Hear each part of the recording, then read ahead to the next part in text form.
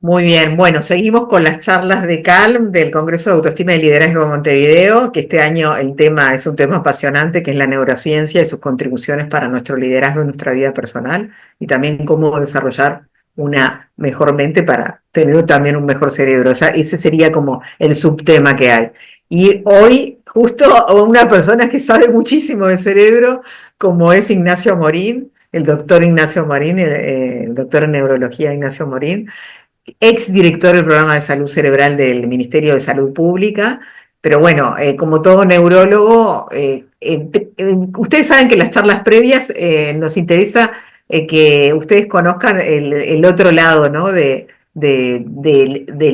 ponente, ¿no? El lado como humano, aunque es un evento muy humano, es un evento humano, pero que sepan, ¿no? Bueno, eh, Ignacio, como conocido como Nacho, por todos, porque vos sos muy cercano, porque también sos docente, ¿no? O fuiste docente mucho Sí, sí, tiempo, sí, sí. que se nota. Actualmente soy docente en la Facultad de Medicina, en el Instituto de Neurología. Así que con mucho gusto, Leticia. Bueno, buenísimo. Y a la vez estás especializado en distintas cosas como trastornos del movimiento, ¿no? Y en el tratamiento también de algunas patologías neurológicas, ¿no? Eh, Digamos que dentro del área de la neurología, la subárea tiene que ver con el Parkinson y los problemas del movimiento. bueno, muy bien. Bueno, yo quiero saber primero. ¿Qué le pasó a Ignacio de niño que tuvo inquietud? Si ya venís de familia de médicos, la pregunta Para nada. para nada. ¿Y qué te No, llamó la atención del cerebro, de la medicina? ¿Qué te llevó? ¿Qué decías? ¿Vos ya de niño decías, quiero ser médico? lo primero, la fascinación por los fenómenos biológicos. Ya en la escuela, estudiando la célula, me empezó a fascinar eso.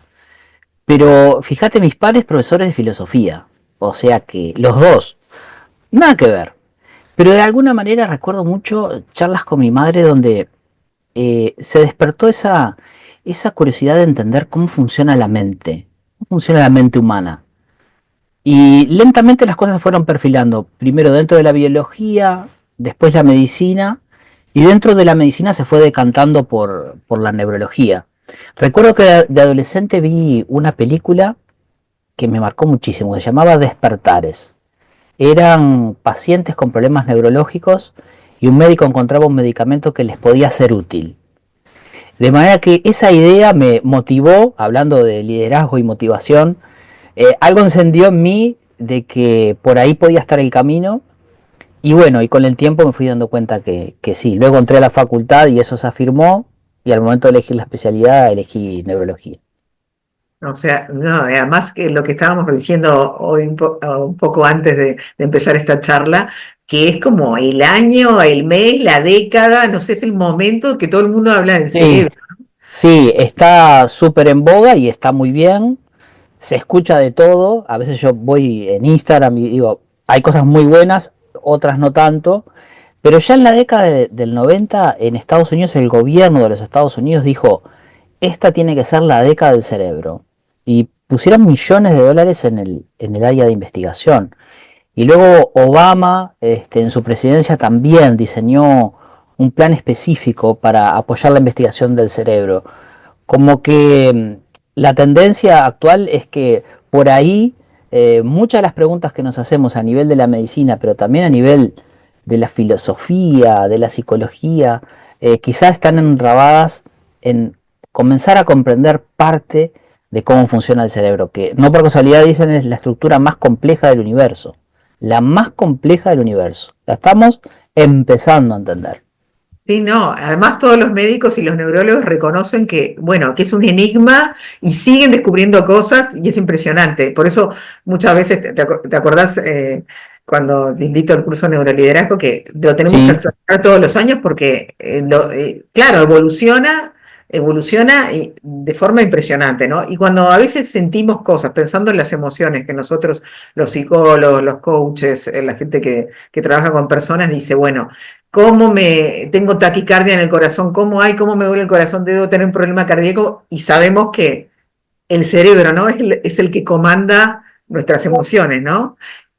Y es comanda todo, todo. exacto. Y nos hace creer, es tan generoso el cerebro que le hace creer a los otros órganos del cuerpo que tienen algo, alguna incidencia, algún poder, ¿puede ser? Sin duda, ¿recordás el antiguo refrán, mente sana en cuerpo sano? Y al revés, también es cierto, cuerpo sano en mente sana, en cerebro sano. Un cerebro sano nos permite vivir más y nos permite que todos nuestros sistemas orgánicos, endocrino, digestivo, urinario, óseo, funcionen bien. Esos son descubrimientos de los últimos 30 años. Si cuidamos nuestro cerebro, vivimos más y mejor.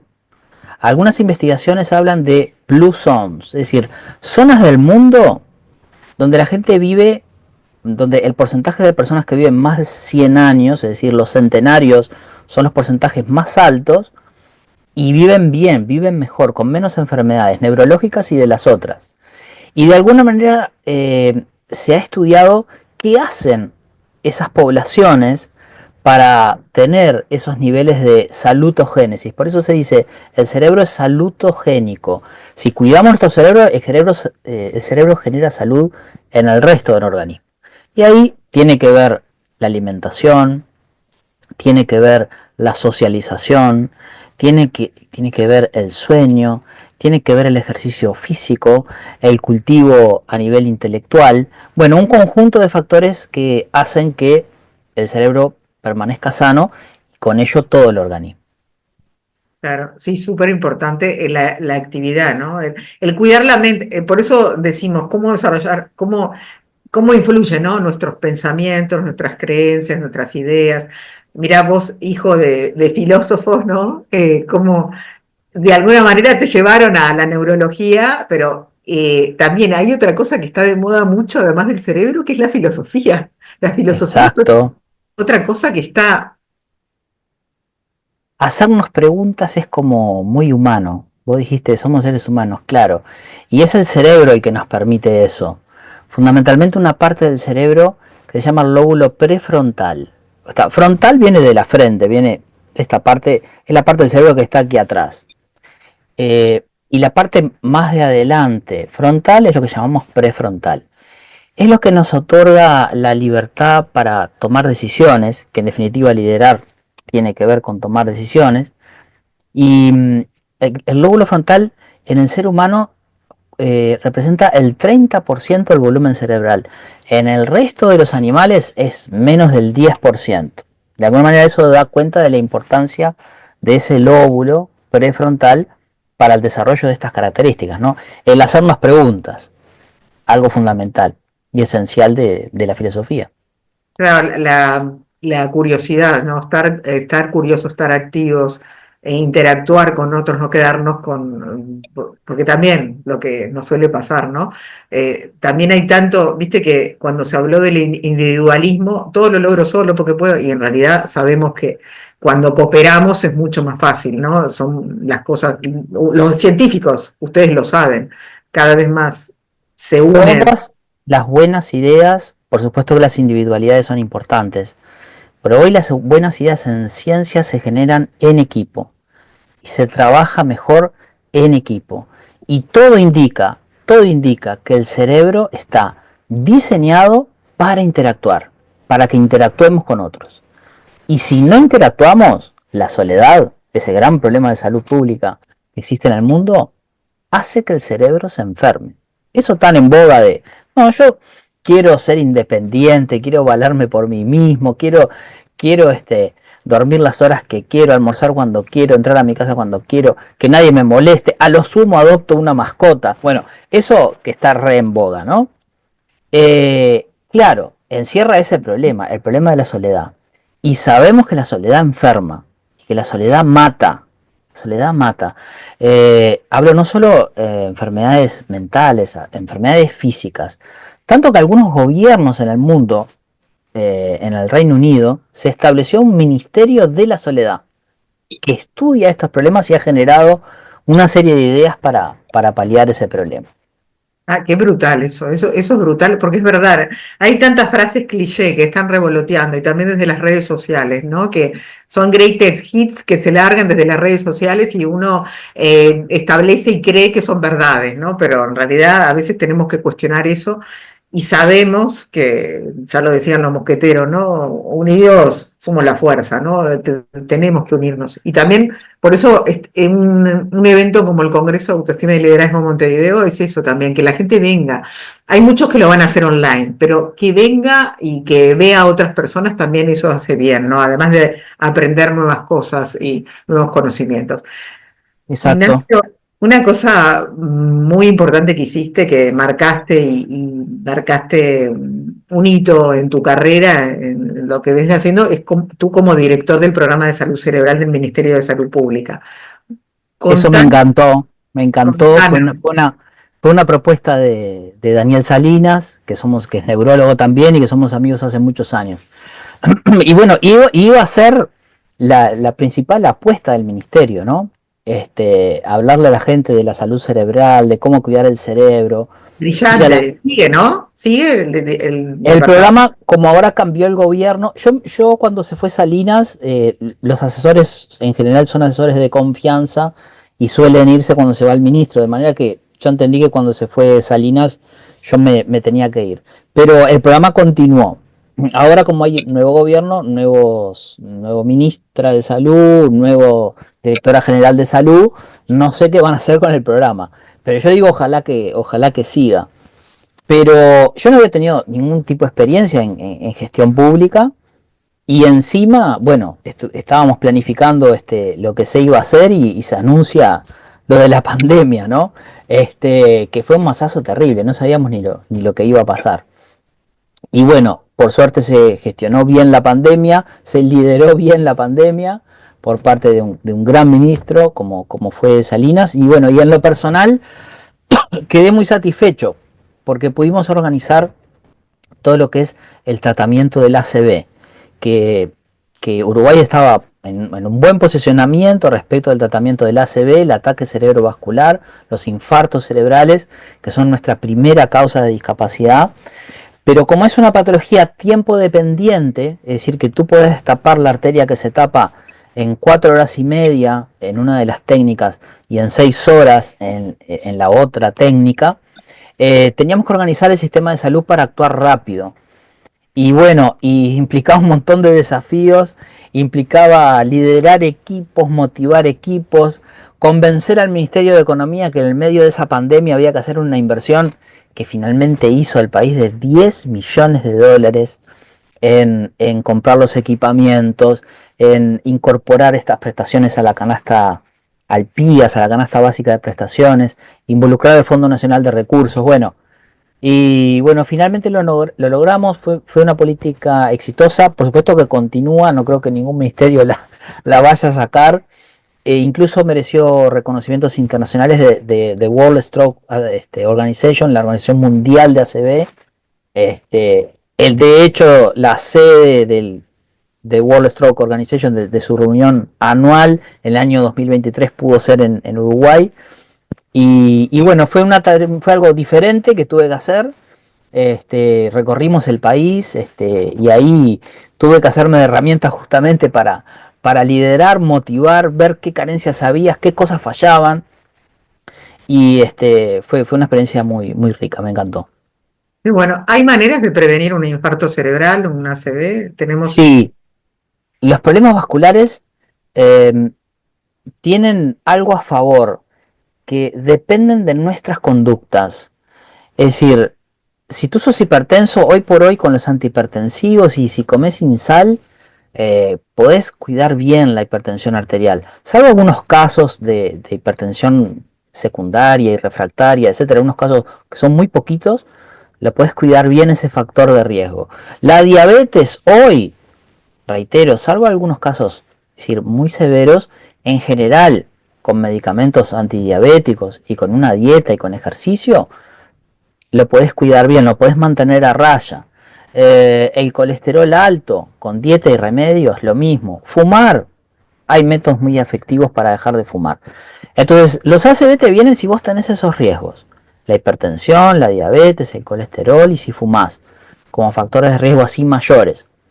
Luego hay algunos casos genéticos y otros problemas que son los menos, pero el grueso son factores de riesgo que se llaman modificables, son enfermedades no transmisibles que podemos modificar con nuestras conductas. Así que hay mucho, mucho para prevenir en ese sentido. Bueno, bárbaro. Sí, porque viste que también es una cosa, estoy pensando hasta un grande como Gustavo Cerati, ¿no? Que estuvo años en coma por después de una ACV, ¿no? Y como gente talentosa, ¿no? Bueno, también qué estilo de vida tendría Cerati, ¿no? Para llegar a ese grado, pero bueno, No conozco los detalles, pero ya ahí en los ACV de los jóvenes, ahí empiezan a pesar también factores genéticos y de otro tipo. Ahí ya no tanto los modificables, pero en fin, no conozco detalles de ese caso en particular. bueno, entonces a nivel cerebral, los cuidados, el ejercicio, decías, también cierta alimentación, podríamos decir mediterránea, es la ideal. Exacto.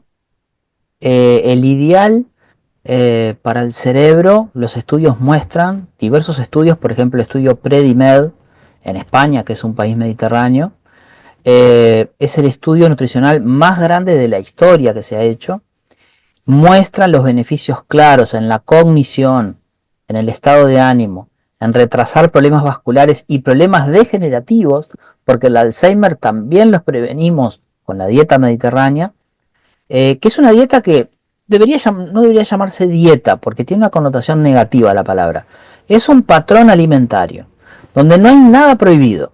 Tú puedes tomarte una copa de vino, puedes comer harinas, puedes comer pasta, pero hay algunos alimentos que son claves. Los voy a mencionar rápidamente. El aceite de oliva, los frutos secos, nueces, almendras, el pescado, sobre todo los pescados así como muy grasos como el salmón, eh, las legumbres eh, y las frutas y verduras, no menos de 3 frutas por día y la mitad del plato verduras, para no ser muy específico, de diferente color. Si las verduras tienen diferente color, bueno, ya sabemos que tienen las diferentes sustancias que son necesarias para el cerebro.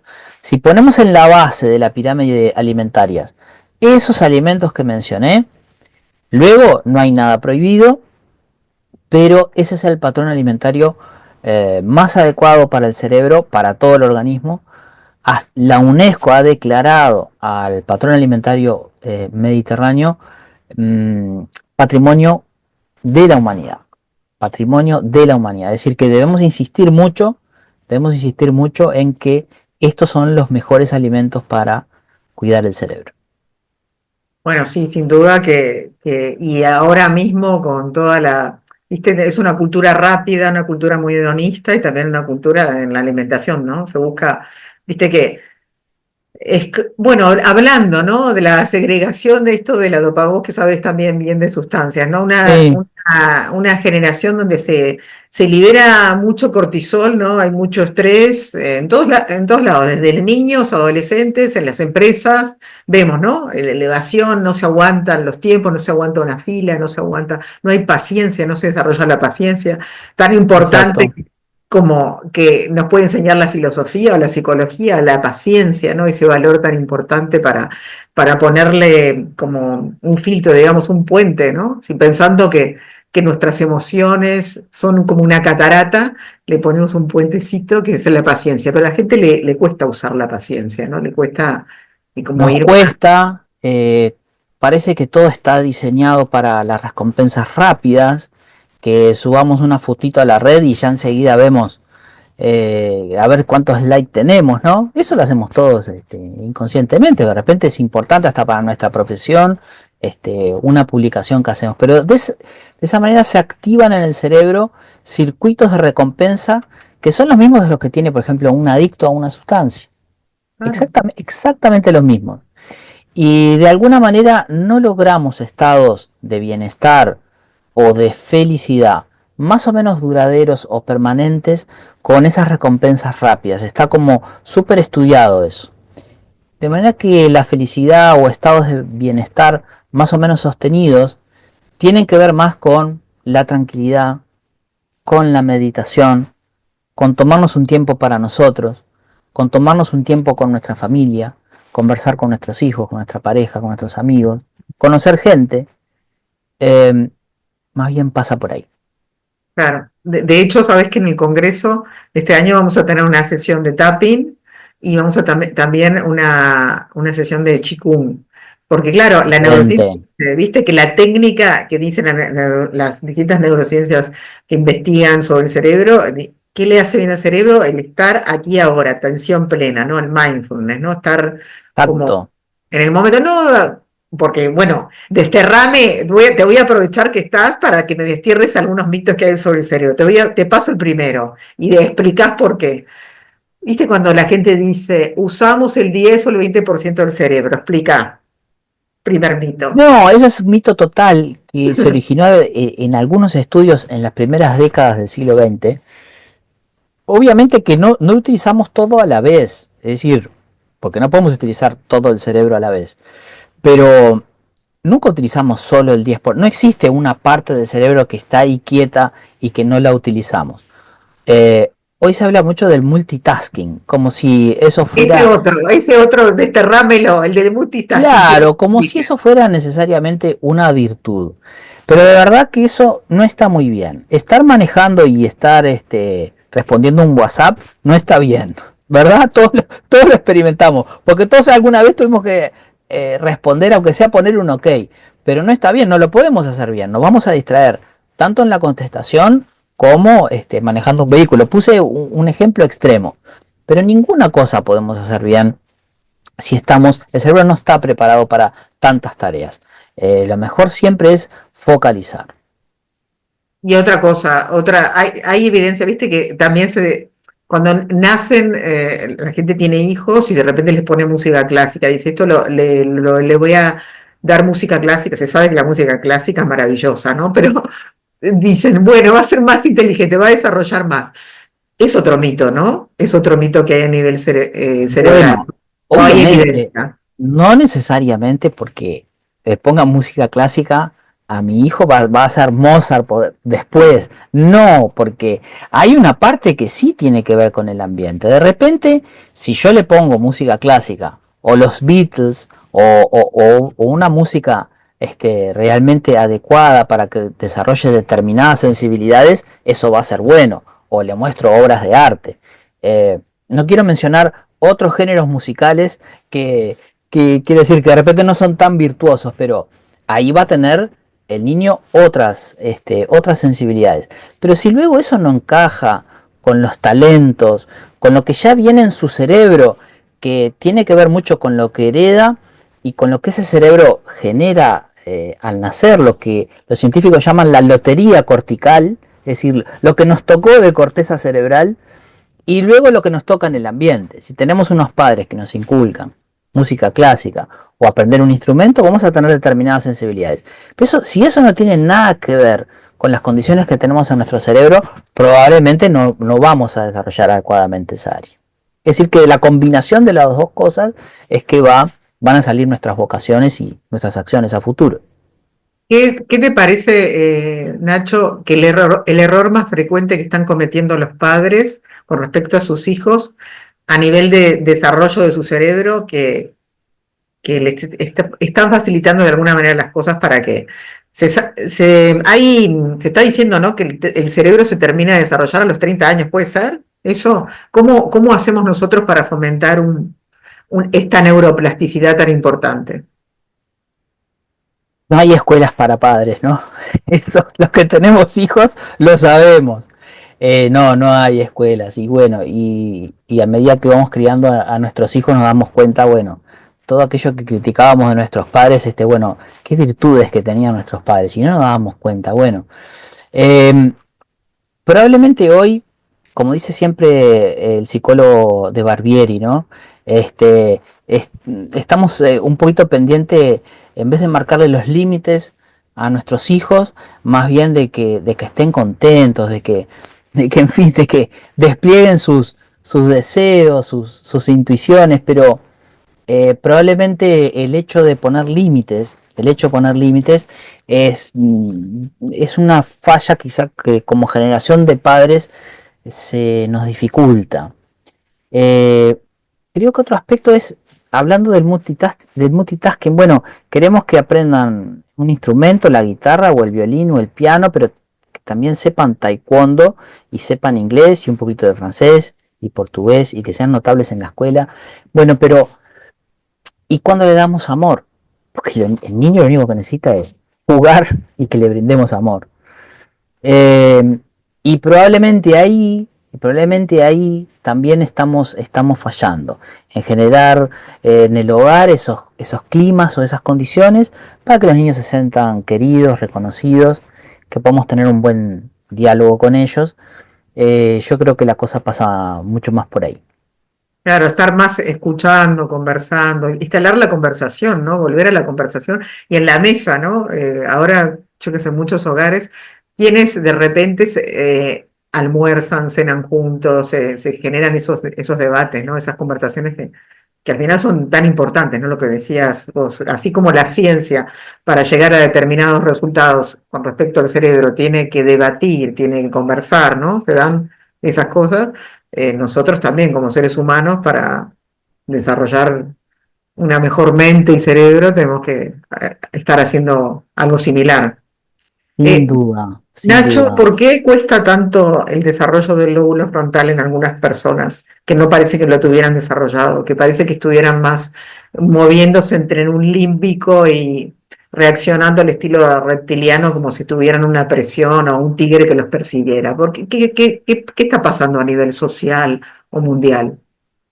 Como te digo, hay algo que tiene que ver con lo que traemos, en parte lo heredamos, en parte se genera en el proceso de desarrollo hasta intrauterino del cerebro, la lotería cortical. Bueno, la corteza cerebral con lo que nacimos. Luego está el ambiente. No es lo mismo un niño que esté viviendo la situación, por ejemplo, terrible de guerra que se vive en el Medio Oriente, por poner un ejemplo, o en Ucrania, de un niño que se cría con sus padres en una situación de armonía familiar en la costa de Montevideo, por decir algo. Sí. Entonces, el ambiente y la lotería cortical, es decir, el cerebro. Por ahí pasa. Como te decía, las redes sociales, este estilo de vida tan rápido y como lo llamó Bauman de modernidad líquida, Líquida. probablemente conspira para un desarrollo sano del cerebro en ese sentido. Claro, porque necesitamos estabilidad, ¿no? Para desarrollarnos necesitamos saber que estamos en la tierra, ¿no? No que estamos tan etéreos en el aire. Eso es así. Bueno, sobre el cerebro, hoy leía y escuchaba algo sobre que se está operando para el Parkinson casi Sí, sin... Contanos eso un poco en las últimas operaciones, así, un gran avance de la ciencia, ¿no? A nivel... sí, hace bastantes años que se estaba haciendo en Uruguay, pero desde el año 2022 se incorporó la canasta de prestaciones, justamente, no lo mencioné hoy, también cuando actuamos en el programa de salud cerebral durante el Ministerio de Salinas, se pudo dar cobertura para estos procedimientos que son muy costosos, que son cirugías en el cerebro, son estimuladores cerebrales. Lo que se hace es, se coloca un marcapaso abajo de la clavícula de la persona que padece una de estas enfermedades, un temblor, un caso de Parkinson, una distonía, y unos electrodos muy, muy, muy finitos van a la parte profunda del cerebro y dan una hiperestimulación a determinados núcleos de neuronas. Y con eso se logran eliminar muchos de estos síntomas. Claro que en el caso de enfermedades neurodegenerativas, la enfermedad avanza igual, pero permite controlar los síntomas durante muchos años. Así que sí, es un avance importantísimo. Bueno, ¿se sabe algo de qué cantidad, cuánta población tenemos de gente con Alzheimer? El gran temor de muchos, ¿no? Cuando lleguemos a una edad Y avanzada. probablemente en Uruguay hay 40.000, 45.000 enfermos con Alzheimer. No hay estudios concretos, pero las estimaciones bastante sensatas hablan de eso. el principal factor de riesgo para el Alzheimer es la edad. O sea que si tú tenés 65 años, ya tenés casi un 1% de probabilidad de tener la enfermedad de Alzheimer. El telón de fondo de estos procesos siempre es la edad. Pero después de los 85 ya va creciendo exponencialmente y ya más de un 20% tenés de probabilidad de desarrollar la enfermedad de Alzheimer.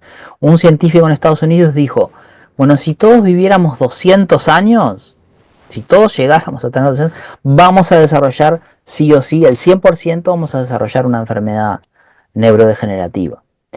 Por eso son más frecuentes cuanto mayor es la edad, y en las poblaciones envejecidas como la nuestra, es un importantísimo problema de salud pública. Por encima de los, en el 2050, la población por encima de los 65 años va a ser más del 25% de la población. Y que requiere cuidados, que requiere toda una reorganización familiar para brindar esos cuidados, que tiene un enorme costo económico también, o carga global de enfermedad.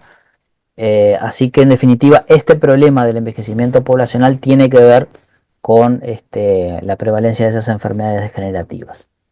O sea que a nivel de neurociencia, los neurólogos lo que vienen investigando es que no hay manera de a ver, así como pasa con el cáncer, ¿no? En otras enfermedades que decimos, bueno, no hay manera, no hay cura. Tenemos que aceptar resignados que a medida que envejecemos hay mucha probabilidad de que tengamos una enfermedad neurodegenerativa. No hay manera de, más allá de que tengamos prevención haciendo ejercicio físico, lo que decía, cuidar la alimentación. Digamos, el cerebro de No, Mirta Legrand, de casi 100 sí, años, muy poco nos sí. podemos imaginar. Bueno, pero Mirta, estoy segurísimo que primero todos la vimos siempre estudiando, siempre activa, y probablemente, no conozco el detalle, pero seguramente alimentándose bien, seguramente haciendo ejercicio, que son un poquito las claves. O sea que no tenemos que inexorablemente decir, bueno, lo vamos a padecer, porque un 40% de estas enfermedades son prevenibles. Un 40%. O sea que si seguimos ese estilo de vida, bajamos la posibilidad de padecerlas un 40%. Luego vienen todos los factores genéticos y el envejecimiento que sí o sí va a venir. Hay algunos autores que están estudiando muy seriamente esto y poder llegar a vencer un día las enfermedades degenerativas. Algo que hoy realmente aparece como utópico. Pero dicen, si nosotros un día podemos frenar estas enfermedades degenerativas, vamos a estar casi descubriendo la muerte de la muerte. Incluso hay un libro que se llama La muerte de la muerte, donde hay gente muy seria que dice, si en algún momento logramos frenar el Alzheimer o estas enfermedades, vamos a poder prolongar la vida a niveles insospechados. Y bueno, y hay algunos indicios. Por ejemplo, ya se está comercializando en Estados Unidos un anticuerpo que se une a la proteína tóxica que se acumula en el cerebro, que se llama amiloide, y lo que proponen las personas, la industria farmacéutica que lo impulsa, es que eso podría frenar el Alzheimer. La verdad que los resultados por ahora son poco alentadores. Incluso está siendo como muy criticado este conjunto de fármacos que se van a venir también para el Parkinson. Pero probablemente, aunque no den un resultado espectacular ahora, dan cuenta de una nueva era en el tratamiento de estas enfermedades, y quizás las nuevas generaciones de moléculas puedan frenar el acúmulo de las proteínas tóxicas en el cerebro. O sea que vamos a mantener la esperanza de que sí, en algún día vamos a poder frenar estas enfermedades. Qué bueno que digas, me gusta terminar esta charla con esa esperanza, ¿no? La muerte de la muerte. Siempre, Si siempre, sí. alguna, yo sé que hay algunas conectadas que de repente están muy cercanas con los temas que vos estás diciendo. Si alguna quiere hacerle alguna pregunta a Nacho antes de terminar la entrevista, la charla más que nada, estas son charlas, viste, distendidas. Yo te dije, es una charla distendida para que te conozcan y vean tu lado humano. Porque además, Nacho, sos papá de dos hijos, ¿no? De dos, ¿De qué sí. edades? Tienen 10 y 8 añitos. Y estás ahí y como neurólogo tenés alguna deformación profesional y mirás cosas como que te van. Sí, sí, sí, sí. Uno siempre está preocupado, ¿no? Por los niños y siempre quieren que sean. Pero la verdad que sí, por supuesto, tienen sus problemitas y en la escuela a veces no aprenden una cosa u otra, pero lo más fascinante es cuando uno va descubriendo las virtudes y los talentos que tienen. Y bueno, la verdad que eso te llena el alma, ¿no? Y bueno, pero por supuesto uno proyecta miles de cosas. No hay escuelas para ser padre. Uno va aprendiendo sobre la marcha, a pesar de ser neurólogo. Créeme que es así. Bueno, pero ustedes de la medicina de los médicos son los que no sé por qué, debe ser porque estudian el cerebro y van viendo la importancia de que tiene todo el emocional y la alimentación, Sí, pero tienen esa cosa de cercanía más con la gente, aunque parezcan más alejados porque se están metiendo en justo la parte de la medicina más compleja, ¿no? Pero no sé por qué cuando habla un neurólogo siempre tiene como más, no sé si empatía, pero yo noto eso, de que de los profesionales de la medicina tienen esa cosa más humana. Bueno, y encima, bueno, puede ser, probablemente, hay de todo en de todo, la hay de viña todo. del Señor, como suele decirse, pero probablemente que requerís un poquito de empatía para poder entrevistar adecuadamente a una persona, poder ver, bueno, qué hay a veces detrás de las palabras, cómo tener los datos adecuadamente, a veces hablar con la familia, a veces contener al dar malas noticias, eh, y bueno, sí, probablemente algunas virtudes de esas uno las aprende a desarrollar. Bueno, viste que la titulé Viaje hacia el cerebro. Si pensamos en un viaje, ¿en qué estado del viaje estamos a nivel cerebral, Nacho? Estamos sobrevolando. Yo pienso que estamos sobrevolando. Tenemos que como adentrarnos más. Tenemos que quizá empezar a tirarnos en paracaídas y caer in situ ahí entre las neuronas un día y revisar íntimamente los mecanismos moleculares que aún no comprendemos bien para terminar de comprender mejor al cerebro, que implicaría comprender mejor todas estas cosas de las que hablamos hoy. Y si te hubieras tenido que estar en otra época, ¿quién te hubiera gustado ser a nivel neurocientífico? Uy, hay tantos, admiro a muchos, pero hay un personaje fascinante que es Santiago Ramón y Cajal. Quizás Yo, por ser, ¿lo sabías? Porque yo al ser, pensaba que ibas a decir eso. Sí, sí, sí. claro, y al ser de habla hispana también nos llega un poco más probablemente, pero fue el que descubrió la neurona. Este, porque realmente en la época de Cajal se pensaba que no había neuronas, que no había células en el cerebro, sino que era una red toda comunicada. Y él le Ah. dio individualidad a la neurona, descubrió que tenía un inicio y un fin y que las neuronas se comunicaban entre sí. Recibió el premio Nobel, pero al principio no le creían. Entonces es fascinante su historia. No le creían justamente por ser español, porque en España no estaba muy desarrollada la ciencia. Pero bueno, inventó unas tinciones especiales para descubrir las neuronas y bueno, un descubrimiento formidable, ¿no? Fundamental de la neurociencia. Sí, realmente un genio. Bueno, igual que vos, Nacho, gracias No, por favor. por No, este rato. demasiado, Ya me demasiado. conocieron. Si tienen alguna pregunta, quieren poner algo en el chat, que sí, ya se lo leemos a Nacho y ponen el micro en caso de que quieran alguien. Activa el micro y se puede. Bueno, bueno, acá a ver qué dice. Muy buena la charla, Cecilia. Gracias, Muchas Cecilia. gracias. Con mucho gusto, Leticia. Sí. Bueno, véanlo el 28 de mayo en el Congreso de Autoestima y Liderazgo en Montevideo, rooftop del Victoria Plaza Office Tower, y también lo pueden hacer online, los que no, luego lo ponemos en las redes, esta charla tan linda, eh, que está bueno que los conozcan y da para hablar horas contigo, Nacho, porque Con realmente mucho gusto, Leticia. No, no. es un Me tema, encanta hablar contigo también. es un tema apasionante, el cerebro. Gracias a vos. Gracias a vos. Gracias Y a, felicitaciones por tu trabajo, que es excelente. bueno, con cracks como ustedes, yo trato de rodearme de cracks como ustedes Por y favor. Me resulta más fácil. Muy bueno también, María, muy buena la charla. Dice, Muchas están gracias. tímidas, no quieren aparecer. Pónganle cámara. Mira, Alejandro, cada vez que hacemos una charla con Alejandro, dice, no, todos cámara, si no, no los veo, si no los veo, no me gustan, ¿eh? Pónganle camarita y los saludan si quieren y ya cerramos. Con mucho gusto. Bueno, muy bien. Así que nos vemos en mayo. Nos vemos en mayo. Chaucito. Un abrazo. Gracias. Gracias a ti. Chao, gracias. Chao, Chao, chao. un abrazo. Nos vemos. Chao, dice. Chao. Chao, chao. Voy cerrando entonces. Nos vemos.